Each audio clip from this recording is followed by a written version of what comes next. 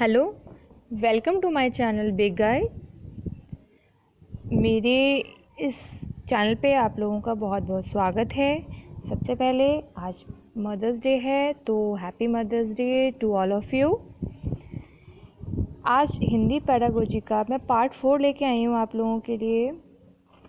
इससे पिछली क्लास में मैंने आप लोगों को शिक्षण सहायक सामग्री क्या होती है, कितने टाइप्स के होते हैं, विद डायग्राम दिखाया था। और आज मैं आप लोगों को उससे रिलेटेड कुछ प्रश्न लेके आई हूँ जो एग्ज़ाम में पूछे जाते हैं।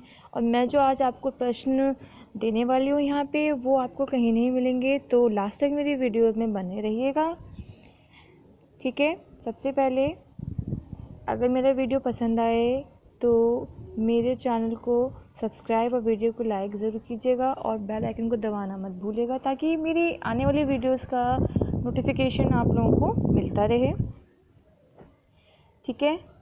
चलिए स्टार्ट करते हैं। भाषा की पाठ्य पुस्तक में किससे संबंधित पाठ होने चाहिए? पहला है विज्ञान, दूसरा है संस्कृति, तीसरा साहित्य, चौथा ये सभी।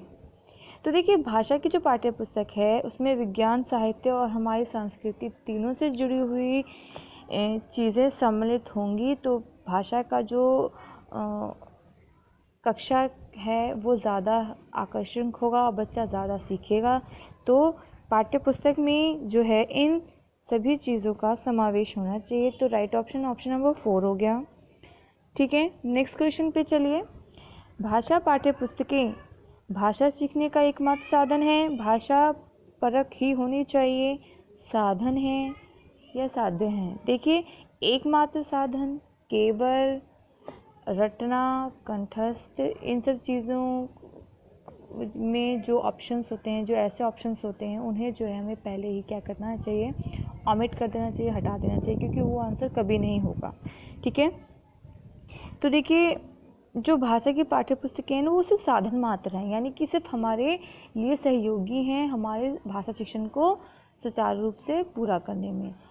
ये हमारा साध्य नहीं हो सकता, ये सिर्फ हमारे लिए एक टूल की तरह काम करता है। तो इसका जो राइट ऑप्शन है वो है ऑप्शन नंबर 3, ठीक है।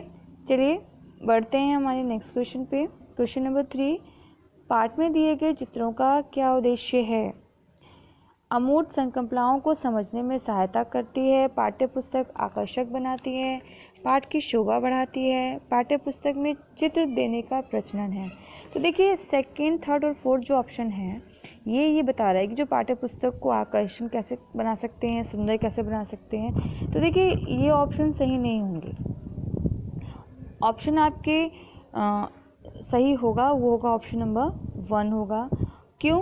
क्योंकि जो पाठ्य पुस्तक में जब हम पढ़ाते हैं, शिक्षक पढ़ाता है और साथ में जो उसको चित्र दिखाता है, तो अमूर्त चीज़ें जो हैं उसको क्या करता है, वो मूर्त बनाता है। यानी कि जो चीज़ें हमें दिखाई नहीं देती, जिसको वो समझाता है, उसकी चित्र भी साथ साथ दिखा दे, तो वो चीज़ें हम देख के ज़्यादा अच्छे से समझ पाते हैं, सुने हुए को हम वास्तविक बना लेते हैं। तो ऑप्शन फर्स्ट जो है वो सही होगा, ठीक है। फोर्थ पे चलते हैं। भाषा कक्षा में दृश्य श्रवण साधन का उपयोग का उद्देश्य नहीं है। इनमें से क्या उद्देश्य नहीं है दृश्य श्रव्य साधन का? आधुनिक तकनीकों को कक्षा में लाना, सभी प्रकार के बच्चों की आवश्यकताओं का ध्यान रखना, सीखने सिखाने की प्रक्रिया को रुचिकर बनाना, विद्यालय प्रमुख के निर्देशों का पालन करना। तो देखिए, कक्षा में आधुनिकीकरण लाना, बच्चों की आवश्यकताओं को ध्यान रखना और कक्षा को रुचिकर बनाना, ये तीनों ही उद्देश्य होते हैं हमारे दृश्य श्रव्य साधन के, शिक्षक सहायक सामग्री के। तो जो ऑप्शन नंबर 4 है लास्ट, वो ही सही है, क्योंकि विद्यालय प्रमुख के निर्देशन को पालन करने का क्या कनेक्शन है भाषा कक्षा से? कुछ नहीं। तो ये गलत ऑप्शन है, तो यही आपका आंसर होगा, ठीक है। बढ़ते हैं हमारे नेक्स्ट क्वेश्चंस पे। चलिए, भाषा हमारे परिवेश में बिखरी मिलती है, ये कथन किस पर लागू नहीं होता? हमारे जो भाषा है वो सभी जगह पे मेन साधन है, हमारे आसपास के वातावरण में एकदम फैली हुई है, इसके बिना हमारा काम नहीं चलता। ये चीज़ जो है किस पे लागू नहीं होती? अखबार, विज्ञान, साइन बोर्ड, भाषा प्रयोगशाला। देखिए, विज्ञान को भी भाषा की ज़रूरत होती है ताकि चीज़ों को समझा सकें। साइन बोर्ड आपको मैंने बताया भी था, शिक्षण सहायक सामग्री में कि साइन बोर्ड में क्या करते हैं, बच्चों को कुछ पिक्चर्स के कलेक्शंस के साथ उससे जुड़ी हुई कहानी बताते हैं, जिससे बच्चा जो है भाषा सीखता है। तो यहाँ भी भाषा है। अखबार में तो सारा ही हमारा आसपास का जितना भी हम जानकारी लेते हैं वो भाषा का ही माध्यम होता है। तो भाषा प्रयोगशाला जो है हमारे यहाँ सही आंसर है। ठीक है, भाषा, नेक्स्ट क्वेश्चन पे बढ़ते हैं। भाषा के पाठ्य पुस्तक में ऐसे पाठ रखने चाहिए जो केवल व्याकरणिक नियमों का ही अभ्यास कराते हों, अत्यंत छोटे हों, सरल भाषा से युक्त हों, बच्चों के परिवेश से जुड़े हों। तो देखिए, पाठ्य पुस्तकें ऐसी हों जो सरल हो, जो बच्चों को आसानी से समझ आ पाएँ। तो इसका सही ऑप्शन होगा वो होगा ऑप्शन नंबर 3, सरल भाषा से युक्त होगा तो बच्चों को समझने में आसानी होगी, बच्चा आसानी से समझ पाएगा। ठीक है, बढ़ते हैं नेक्स्ट क्वेश्चन पे।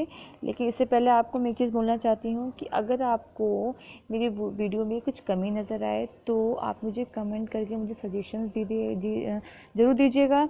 और अगर आपको किसी सब्जेक्ट पे, किसी टॉपिक पे वीडियो चाहिए तो प्लीज़ मुझे बताइएगा, ताकि मुझे एनकरेजमेंट मिले और मैं अच्छे कंटेंट के साथ आपको वीडियो प्रोवाइड कर सकूं।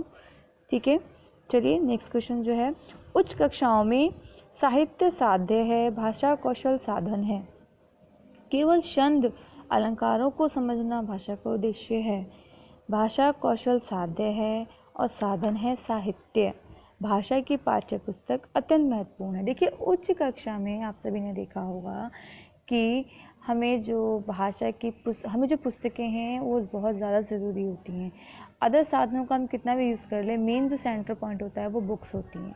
तो इसका जो सही ऑप्शन होगा वो होगा ऑप्शन नंबर 4 कि भाषा की पाठ्य पुस्तक जो है बहुत ज़्यादा ज़रूरी होती हैं उच्च कक्षाओं में। ठीक है, 8 क्वेश्चन पे चलते हैं। कक्षा 1 और 2 के बच्चों के लिए आप किस प्रकार की कहानियों का चयन करेंगे?